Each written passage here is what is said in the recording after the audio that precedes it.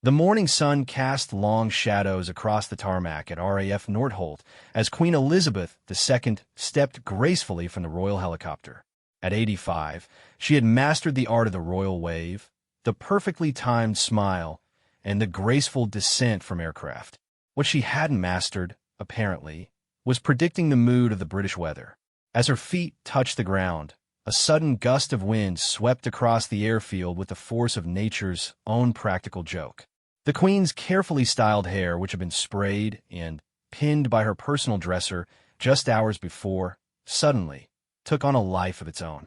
But it wasn't her hair that would make headlines around the world. It was her hat, the small, elegant hat that had been secured with what seemed like enough pins to hold down a tent suddenly, lifted off her head like a tiny, flying saucer. For a moment that seemed frozen in time, the Queen watched her hat perform an aerial ballet against the gray London sky. The photographers, initially stunned, suddenly realized they were witnessing royal history in the making. What happened next would be replayed on television screens around the globe for years to come. Instead of standing frozen in mortification, as protocol might suggest, Queen Elizabeth II did something wonderfully, refreshingly human. She laughed, not a polite, restrained chuckle, but a genuine, from-the-belly laugh that transformed her usually composed face into something radiant and real. The wind, apparently not finished with its royal mischief, sent the hat skittering across the tarmac like a playful puppy. Prince Philip, who had been standing nearby reviewing a guard of honor, noticed his wife's predicament and immediately sprang into action. At 68 years old, the Duke of Edinburgh began what could only be described as the most dignified chase scene in royal history. Cameras clicked frantically as Philip pursued the runaway hat across the airfield. The wind, seeming to enjoy the game, would lift the hat just as he reached for it, sending it tumbling another 20 feet away. Behind him, the Queen continued to laugh, her hand pressed her mouth in a futile attempt to maintain royal composure. The scene became even more surreal when two RAF officers joined the chase. Here were three grown men, one of them a royal duke, pursuing a small piece of millinery across a military airfield while the Queen of England watched and giggled like a schoolgirl. The formal ceremony that had been planned for their arrival was temporarily forgotten as everyone became invested in the great hat chase of 1987. Finally, after what felt like an eternity but was probably only 3 minutes, a young RAF lieutenant managed to trap the hat against a fence. He carried it back to the Queen with the solemnity of someone returning the crown jewels. Philip, slightly out of breath but grinning broadly, took the hat and placed it carefully back on his wife's head, checking twice to make sure it was secure. The Queen, still smiling, patted the hat gently and said loud enough for nearby microphones to catch, "Well, that was an adventure." The crowd of dignitaries and military personnel who had gathered for the ceremony burst into applause, not for any royal achievement, but for the simple joy of watching their monarch be genuinely, endearingly human. But the wind wasn't finished with the royal family that day. As if emboldened by its success with the Queen's hat, it set its sights on other targets. During the formal inspection of the guard, another gust caught Prince Philip's military cap and sent it spinning off his head. This time, the Duke was ready. He caught it mid-flight with reflexes that would have impressed a cricket player, earning another round of applause from the assembled crowd. The wind's third victim was a young page boy who was part of the welcoming ceremony. His small cap sailed away just as the Queen approached to greet him. Without missing a beat, Elizabeth bent down to the boy's level and whispered something in his ear that made him smile broadly. Later, witnesses revealed she had told him, "Don't worry, the wind has been very naughty to all of us today." The entire incident lasted less than 10 minutes, but the images circulated globally within hours. Newspapers around the world ran front-page photos of the Queen laughing as her hat flew away, of Prince Philip chasing it across the tarmac, and of the relieved RAF officer returning it like a trophy. The headline in The Sun read simply, "Her Majesty's Flying Circus." What made the moment even more special was the Queen's reaction when she later saw the photographs. Instead of being embarrassed or requesting that the images be suppressed, she reportedly asked for copies to be added to her personal photo albums. "It was rather fun, wasn't it?" she was quoted as saying to her private secretary. The incident became a defining moment in how the public viewed their monarch. Here was a woman who could laugh at herself, who could find joy in the unexpected, and who could maintain her dignity even while chasing her own hat across an airfield. The formal, untouchable image that had sometimes made the Queen seem distant suddenly gave way to something much more relatable. Years later, the Queen would reference the incident during a speech about the unpredictability of public life.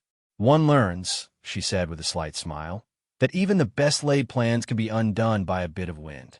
The audience erupted in laughter, and those who had witnessed the original hat chase felt they were part of an inside joke with the Queen herself. The Great Hat Chase also marked the beginning of what royal watchers would later call the Queen's more relaxed period. Perhaps realizing that showing her human side actually endeared her to the public rather than diminishing her authority, Elizabeth began to allow more of her personality to shine through during public appearances. The wind incident also spawned a series of copycat moments, though none quite as spectacular as the original. During a garden party later that summer, when another guest's hat blew away, the Queen was heard to comment dryly, "Oh dear, not again." When Princess Anne's headscarf came loose during a windy outdoor ceremony, she simply removed it entirely and continued with the event, hair blowing freely, earning admiration for her practical approach. The psychological impact of the moment extended beyond mere entertainment. Royal biographers later noted that the incident marked a turning point in the Queen's relationship with the media and the public. By showing that she could laugh at herself and handle unexpected situations with grace and humor, she demonstrated a kind of leadership that rigid protocol could never provide. The wind had done more than disturb a carefully planned royal visit. It had revealed something essential about the character of the woman who wore the crown. In an age when public figures were increasingly scrutinized and criticized, here was someone who could find genuine joy in life's small mishaps, who could laugh at herself without losing her dignity, and who could turn a potentially embarrassing moment into a celebration of human resilience and good humor. The photographs from that windy day at RAF Nordholt remain among the most beloved images in royal photography. They capture not just a moment of unscripted humanity, but a glimpse into the personality of a woman who had learned to find joy and laughter even in the most formal circumstances of her extraordinary life. The state banquet at Windsor Castle was proceeding with all the pomp and circumstance that centuries of royal tradition could muster. Crystal chandeliers cast warm light over tables laden with the finest china and silverware. Distinguished guests from around the world sat in perfect formation, engaging in the kind of polite conversation that diplomatic manuals are written about. At the head table, Queen Elizabeth II was deep in discussion with the visiting Prime Minister of Australia about trade relations and Commonwealth affairs. Everything was going according to the meticulously planned schedule until Sugar, one of the Queen's beloved corgis, decided to make an unscheduled appearance. Sugar had somehow escaped from the royal apartments and, following her nose and her natural curiosity, had wandered into the state dining room just as the main course was being served. The first sign of trouble came when a footman, carrying a silver tray of roasted pheasant, suddenly stumbled slightly. Guests glanced up from their conversations to see what had caused the near mishap, and that's when they spotted the real culprit. Sugar was weaving between the legs of the serving staff like a furry torpedo, her tail wagging enthusiastically as she investigated the wonderful smells wafting from the kitchen. The Queen, noticing the slight commotion, turned to see what was happening and immediately spotted her four-legged escape artist. Instead of summoning staff to remove the dog, Queen Elizabeth did something that shocked the formal gathering. She smiled broadly and called out, "Sugar, what are you doing here, you naughty girl?" Her voice carried across the dining room with such genuine affection that several guests found themselves grinning despite the breach in protocol. Sugar, hearing her beloved owner's voice, immediately changed course and began trotting directly toward the head table. This would have been manageable if not for the fact that she chose the most direct route possible, which happened to run directly under the table where the visiting dignitaries were seated. The French ambassador, a distinguished gentleman in his 70s who had probably never encountered a corgi at a state dinner, suddenly, felt something brush against his legs.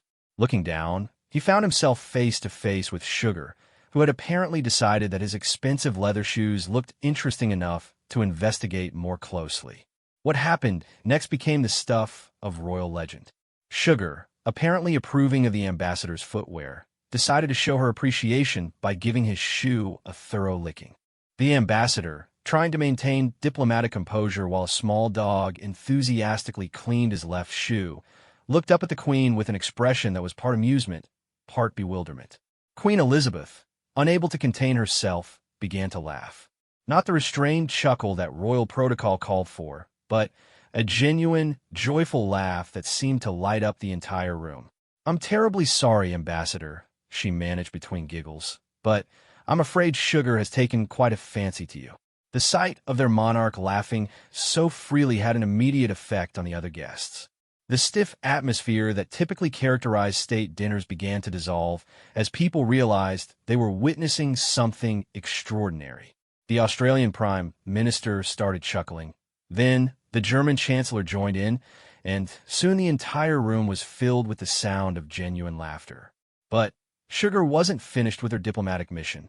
Having thoroughly inspected the French ambassador's shoes, she decided to introduce herself to the rest of the guests. She emerged from under the table and began making the rounds, tail wagging, stopping at each chair to investigate the interesting humans who had invaded her castle. The Italian foreign minister, an elegant woman known for her serious demeanor, found herself enchanted when Sugar sat politely at her feet and looked up with those irresistible corgi eyes. "May I?" she asked the Queen, gesturing toward Sugar. With royal permission granted, the foreign minister began scratching behind Sugar's ears, her serious diplomatic facade melting into a genuine smile. Prince Philip, who had been watching the scene unfold from his seat, finally stood up and called to Sugar. "Come here, you little troublemaker." Sugar, apparently having completed her diplomatic rounds, trotted over to the Duke.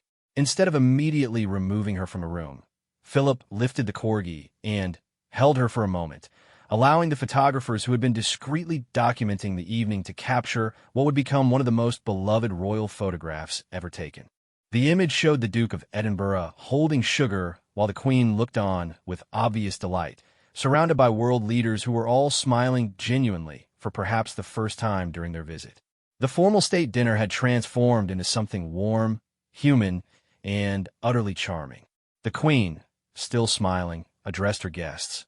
"Ladies and gentlemen, I present to you Sugar, who apparently felt that our gathering needed a bit more sweetness."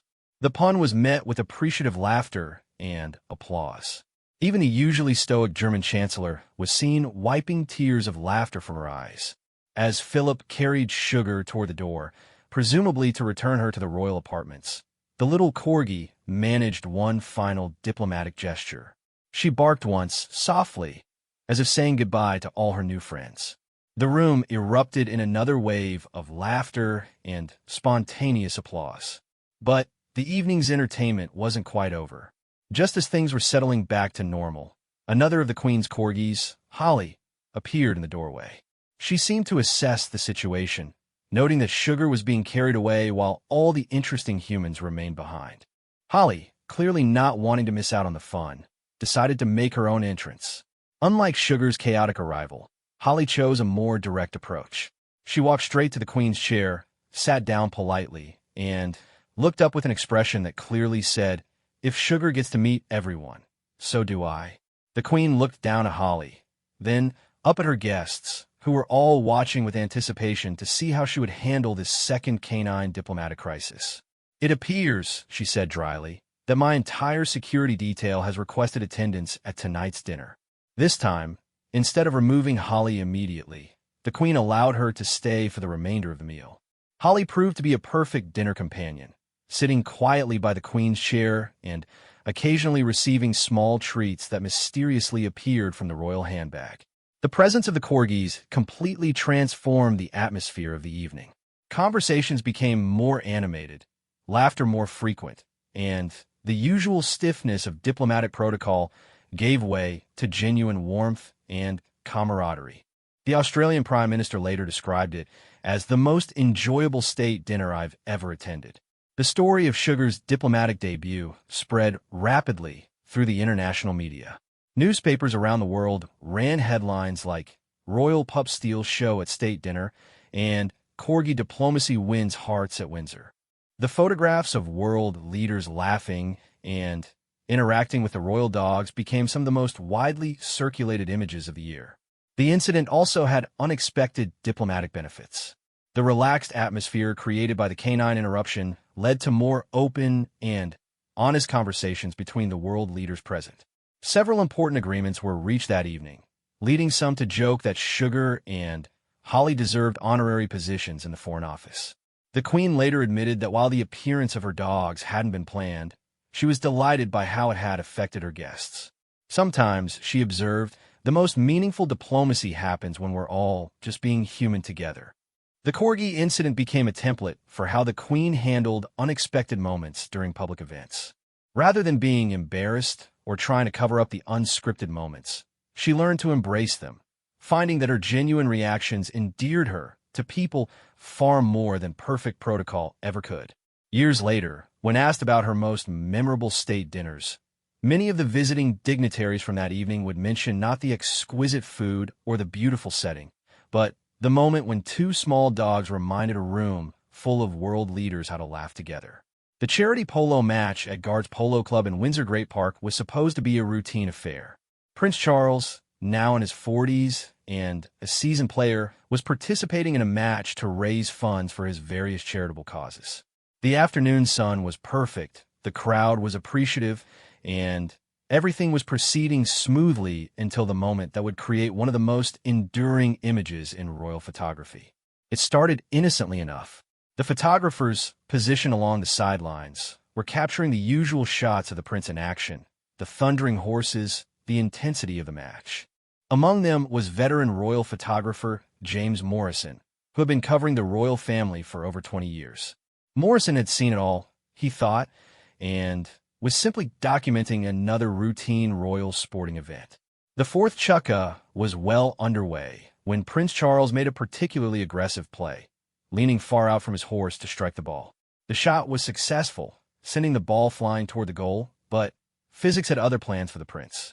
As his mallet completed its arc, his momentum carried him beyond his intended position. In a moment that seemed to unfold in slow motion, Charles began to slide sideways off his horse. Now, experienced polo players know how to fall gracefully. There's an art to dismounting unexpectedly that minimizes injury and maintains some semblance of dignity. Prince Charles, however, was apparently having an off day for graceful dismounting. Instead of falling cleanly to one side, Charles found himself in an increasingly awkward position, halfway between sitting on his horse and sliding off it. His left leg was still in the stirrup, his right leg was flailing in the air, and his arms were windmilling frantically as he tried to regain his balance. For several seconds, he remained suspended in this undignified position, neither properly mounted nor gracefully dismounted. The crowd, initially concerned for the prince's safety, gradually realized that he wasn't in any real danger, just in a rather embarrassing predicament. A few chuckles began to ripple through the spectators as Charles continued his battle with gravity and equilibrium. Morrison, the photographer, was capturing the entire sequence with rapid-fire precision. Through his lens, he could see the prince's face clearly, and what he saw there surprised him. Instead of the embarrassment or concern one might expect, Charles was grinning broadly. In fact, he appeared to be laughing at his own predicament. Finally, gravity won. Charles completed his unintended dismount, landing ungracefully on the grass with his legs tangled and his polo helmet askew. For a moment, he remained there, sprawled on the ground in a most unprince-like manner. The crowd held its collective breath, waiting to see how he would react to this very public tumble. What happened next became the stuff of royal legend. Instead of immediately scrambling to his feet or looking around anxiously for help, Prince Charles did something wonderfully unexpected. He began to laugh. Not a polite, restrained chuckle, but a genuine, hearty laugh that carried across the polo field. Still lying on the grass, Charles raised one hand in the air and gave a theatrical thumbs up to the crowd, as if he had just completed a planned performance piece rather than an accidental dismount. The gesture was so unexpected and so genuinely funny that the entire crowd erupted in laughter and applause. Morrison, still shooting rapidly, captured frame after frame of this impromptu comedy show. The prince rolling on the grass while laughing, giving his thumbs-up signal, and, finally, beginning to untangle himself from his polo gear, all while maintaining a broad grin that suggested he was enjoying the situation immensely. But the comedy wasn't over yet. As Charles finally began to get to his feet, his horse, apparently deciding that the entertainment was finished, wandered over and began nuzzling him with its nose. The horse's timing was perfect, pushing gently against Charles just as he was trying to stand, causing him to stagger slightly and have to catch his balance all over again. This unexpected equine assistance sent Charles into another fit of laughter. He turned to his horse and began having what appeared to be a serious conversation with the animal, gesticulating with his hands and nodding as if the horse was responding. The crowd, now thoroughly entertained, watched this one-man comedy show with delight. Morrison, realizing he was witnessing something special, continued shooting. The images he was capturing showed a side of the future king that the public rarely saw, a man who could laugh at himself and find joy in unexpected moments. The prince's teammates had ridden over to check on him, but instead of immediately helping him back onto his horse, they too were caught up in the moment. Prince Charles began regaling them with what was apparently his version of the fall, using exaggerated gestures to demonstrate his aerial acrobatics. His teammates were soon laughing as hard as the crowd. When Charles finally remounted his horse, he turned toward the photographer's section and, spotting Morrison with his camera, gave an exaggerated bow while still seated on horseback. It was acknowledgement that he knew he had provided excellent entertainment and that he was perfectly comfortable with the entire sequence being documented. Morrison captured this final gesture, and when the photographs were developed, this image became the most requested and reprinted royal photograph of the decade. It showed the Prince of Wales, future King of England, sitting atop his horse, bowing to photographers with a grin that radiated pure joy and self-deprecating humor. The photographs ran in newspapers around the world, but instead of embarrassing the prince, they had exactly the opposite effect.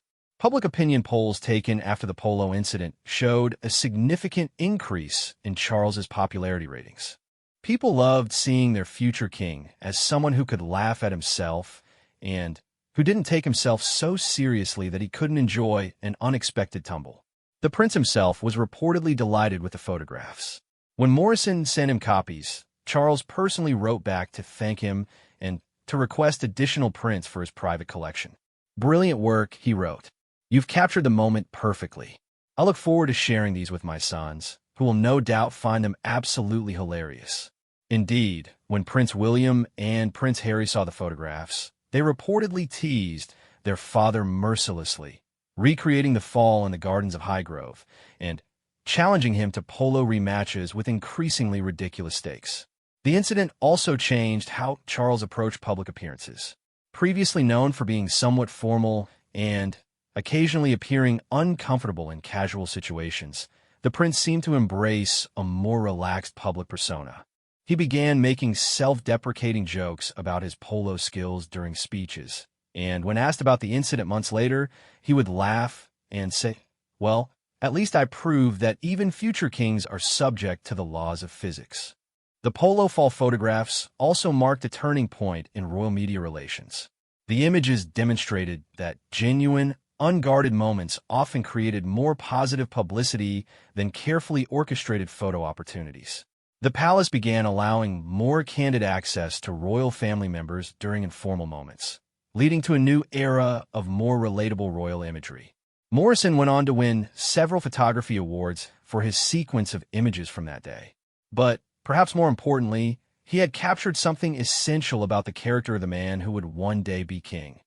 Someone who could find humor in adversity, who could laugh at himself without losing his dignity, and who understood that sometimes the most powerful thing a leader can do is show the world that they're human. Years later, when Charles became king, the polo photographs were often referenced as examples of his relatability and good humor. They served as a reminder that monarchy at its best combines dignity with humanity, formality with warmth, and that sometimes the most regal thing a person can do is fall down laughing and get back up with a smile. The Royal Opera House in London's Covent Garden had never seen anything quite like it. The venue, steeped in centuries of tradition and formal performances, was hosting a prestigious charity gala in honor of the Royal Ballet. Princess Diana, resplendent in a midnight blue evening gown that sparkled under the opera house lights, was the guest of honor. The evening had proceeded with typical royal elegance through dinner, speeches, and a magnificent ballet performance.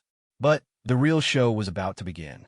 The tradition at these galas was for the royal guest to participate in one formal dance with a selected partner, usually a distinguished member of the ballet company or a notable patron of the arts. This year, the honor fell to Sir Anthony Dowell, the legendary principal dancer and director of the Royal Ballet. The plan was simple, elegant, and thoroughly rehearsed, a short waltz that would demonstrate the princess's grace and the royal ballet's excellence. Diana had been taking private dance lessons for weeks in preparation. Her instructor, Madame Petrova, a former prima ballerina with the Russian Imperial Ballet, had assured everyone that the princess was a natural dancer with excellent instincts and beautiful posture. What Madame Petrova apparently hadn't prepared for was Diana's tendency to get nervous and, when nervous, to giggle. As the orchestra began the opening notes of a classic Viennese waltz, Diana took Sir Anthony's offered hand and stepped onto the polished dance floor. The audience, which included members of the royal family, government officials, and celebrities from the worlds of arts and entertainment, watched with anticipation. Cameras discreetly positioned around the opera house prepared to capture what was expected to be a moment of royal elegance. For the first 30 seconds, everything went according to plan. Diana moved gracefully in Sir Anthony's arms, her gown flowing beautifully as they glided across the floor. The audience murmured appreciatively, and several people commented on how natural the princess looked as a dancer. Then, Diana caught sight of Prince Philip in the audience. The Duke of Edinburgh was watching the dance with his typical serious expression, but something about his intense concentration struck Diana as funny. Perhaps it was the way he was leaning forward slightly, as if he were analyzing the technical aspects of the waltz, or maybe it was simply the formal absurdity of the entire situation. Whatever the cause, Diana suddenly found herself fighting the urge to laugh. Sir Anthony, a consummate professional with decades of performance experience, immediately sensed that something had changed in his partner. Diana's posture had shifted slightly, and he could feel a subtle trembling that had nothing to do with nerves and everything to do with suppressed laughter. "Your Highness," he whispered discreetly as they turned, "is everything quite all right?" This polite inquiry was exactly the wrong thing to say. Diana's attempt to respond with an equally polite, "Yes, perfectly fine," came out as a sort of strangled giggle. She tried to cover it by clearing her throat, but this only made the sound more obvious to the audience, who were beginning to notice that something unusual was happening on the dance floor. The strangled giggle triggered a cascade effect. Once Diana started laughing, she found it increasingly difficult to stop. The formal setting, the serious faces of the audience, and the absurd contrast between the elegant waltz and her uncontrollable giggles only made everything funnier. Sir Anthony, realizing that his partner was losing the battle with her composure, did what any experienced performer would do in such a situation. He tried to help her through it while maintaining the integrity of the performance. Unfortunately, his solution was to attempt a more elaborate dance move, thinking that focusing on the technical aspects might help Diana regain her composure. The move he chose was a classic ballroom lift, where the male partner lifts the female dancer slightly off the ground during a turn. It was a beautiful, crowd-pleasing move that Sir Anthony had performed thousands of times with perfect precision. What he hadn't accounted for was dancing with a partner who was shaking with barely suppressed laughter. As Sir Anthony began the lift, Diana's giggles reached a crescendo. The combination of being lifted into the air and her complete loss of composure created a perfect storm of hilarity. Instead of the graceful aerial turn that had been intended, Diana found herself suspended in the air, laughing so hard that she couldn't maintain the proper position. What happened next became one of the most beloved moments in royal history. Instead of the elegant completion of the lift, Diana's uncontrolled laughter caused her to lose her balance slightly. Sir Anthony, feeling his partner's instability, tried to adjust the move mid-execution. The result was that instead of setting Diana down gracefully, he had to catch her in what could only be described as a dancing dip gone wrong. Diana found herself supported in Sir Anthony's arms in a position that was part dance move, part emergency catch, and entirely hilarious.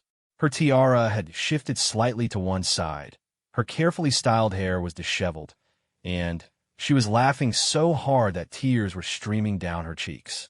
The audience, initially concerned about what appeared to be a dance floor mishap, quickly realized that the princess was simply overcome with laughter.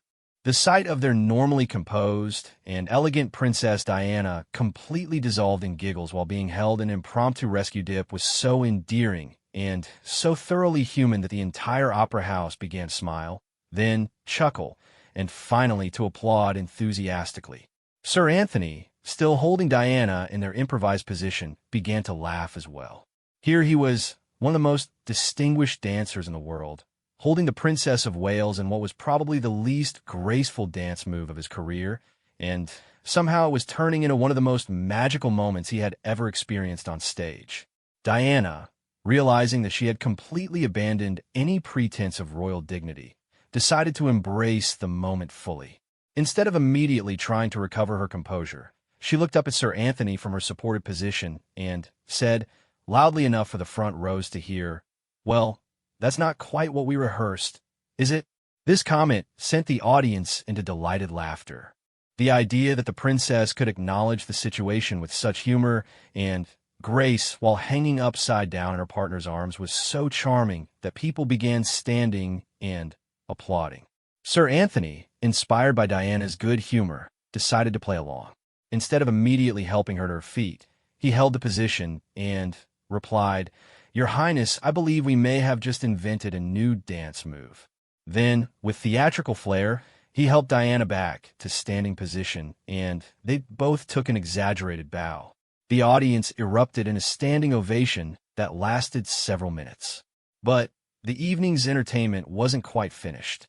As Diana tried to straighten her tiara and smooth her hair, she caught sight of herself in one of the opera house's ornate mirrors. The reflection showed a disheveled but radiant princess with mascara-streaked cheeks and a crooked tiara, and this sight triggered another wave of laughter. "Oh my goodness," she said to Sir Anthony, still giggling. "I look like I've been through a hurricane." She turned to the audience and gestured to her appearance with theatrical despair. "Ladies and gentlemen, this is what happens when you ask someone who learned to dance last month to perform at the Royal Opera House." This self-deprecating comment delighted the crowd even more.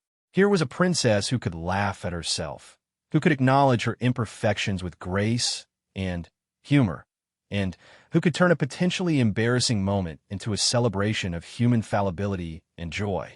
Prince Philip, who had inadvertently triggered the entire sequence, was seen wiping tears of laughter from his eyes.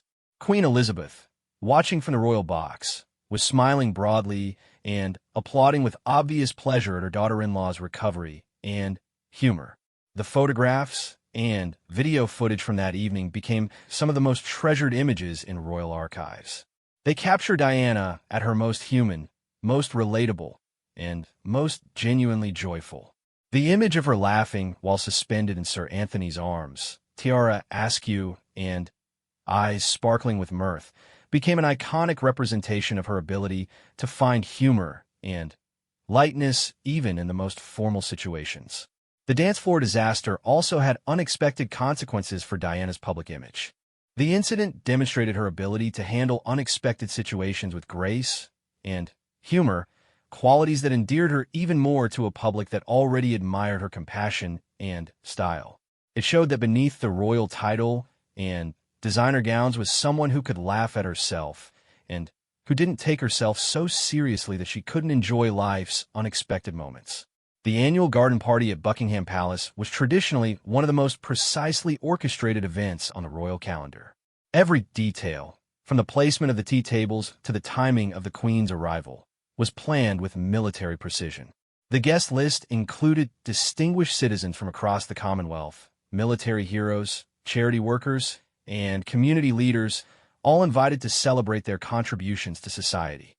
The weather had cooperated beautifully, providing the perfect English summer afternoon complete with blue skies and gentle breezes.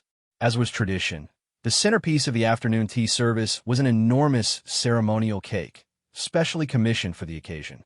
This particular year's creation was a masterwork of the baker's art, standing nearly 4 feet tall and decorated with intricate sugar flowers that had taken weeks to complete.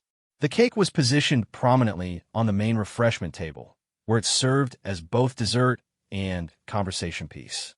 Queen Elizabeth, moving gracefully through the crowd of guests, had been making her traditional rounds, stopping to chat with various attendees about their work and achievements. She was accompanied by several members of the royal family, including Prince Andrew, who had recently returned from his naval service and was still adjusting to the more formal aspects of royal protocol. The Queen had just finished speaking with a group of nurses who had been recognized for their service during a recent health crisis when she approached the refreshment area. The plan was simple. She would participate in the traditional cake-cutting ceremony, pose for a few photographs, and then continue her rounds while guests enjoyed their tea and cake. What nobody had anticipated was the presence of a particularly determined wasp that had been circling the garden party for most of the afternoon. The wasp, apparently attracted by the sweet aromas emanating from the various treats on display, had been conducting its own reconnaissance mission around the food tables. As the Queen approached the ceremonial cake, the wasp made its move. Perhaps it was the sugar flowers that caught its attention, or maybe it was simply the impressive height of the confection that made it an irresistible target. Whatever the motivation, the wasp began an aggressive investigation of the cake's decorative elements, buzzing loudly as it explored the sugar artistry.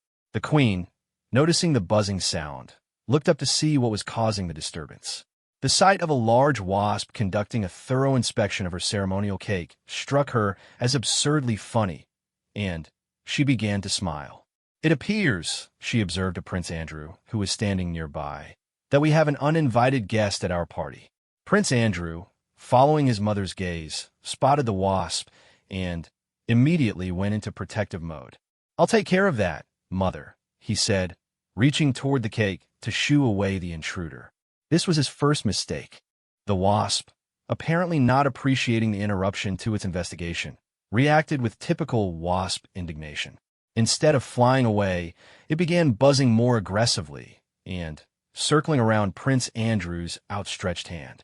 Andrew, suddenly, finding himself in an aerial battle with an angry insect, began waving his arms in what could only be described as the most undignified dance ever performed by a member of the royal family.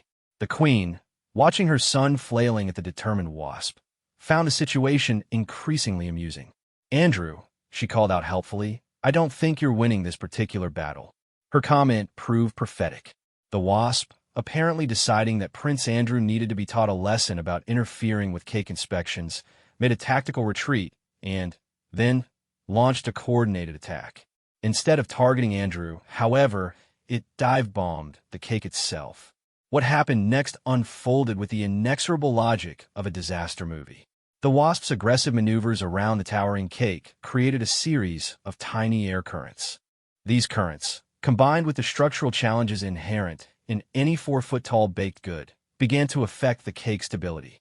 The first sign of trouble was a slight wobble in the cake's upper tiers. Several guests noticed the movement and pointed it out to their companions, creating a growing circle of observers who were watching the developing drama with fascination. The Queen, realizing that her ceremonial cake was becoming structurally unsound, took a step back and observed wryly, "I believe our cake is having second thoughts about standing up." Prince Andrew, still engaged in his battle with the wasp, was unaware of the architectural crisis developing behind him.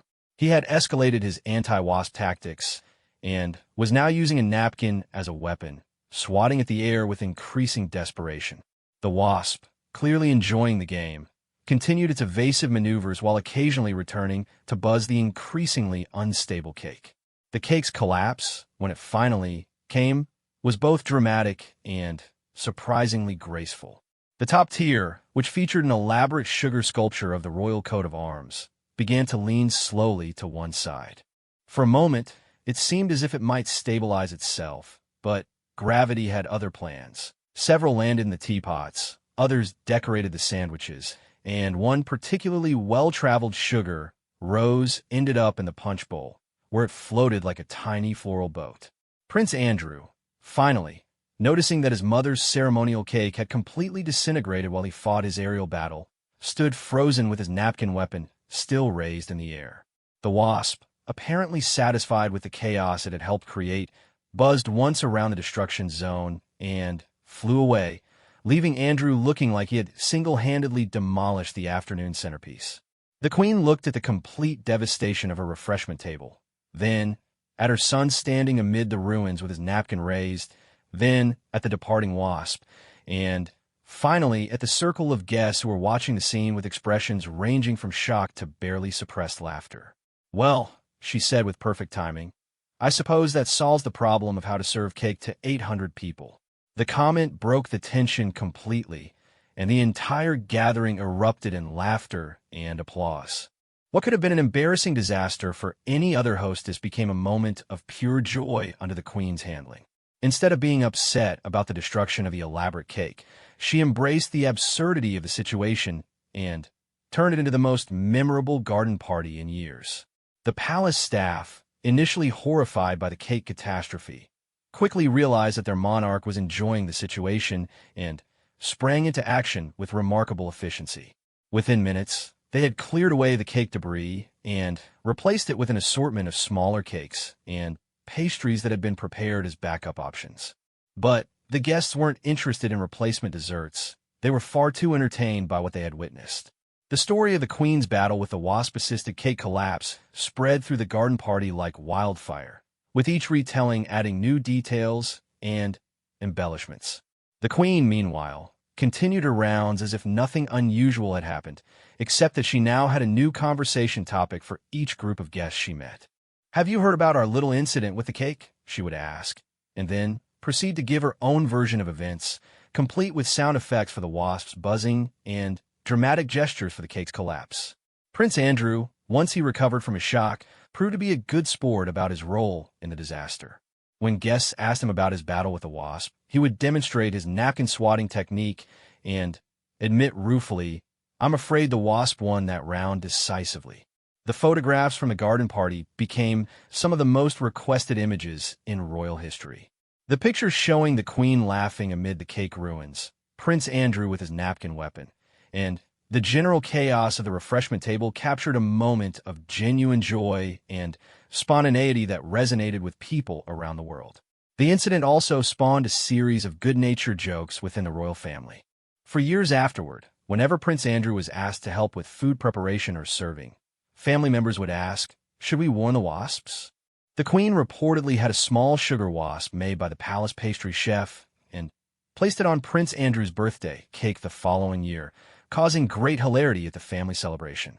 The Great Cake Catastrophe became a symbol of the queen's ability to find joy and humor in unexpected situations and to turn potential disasters into moments of shared laughter. It demonstrated that even the most formal occasions could become wonderfully human when approached with the right spirit, and that sometimes the best laid plans made for the most memorable stories when they went spectacularly wrong.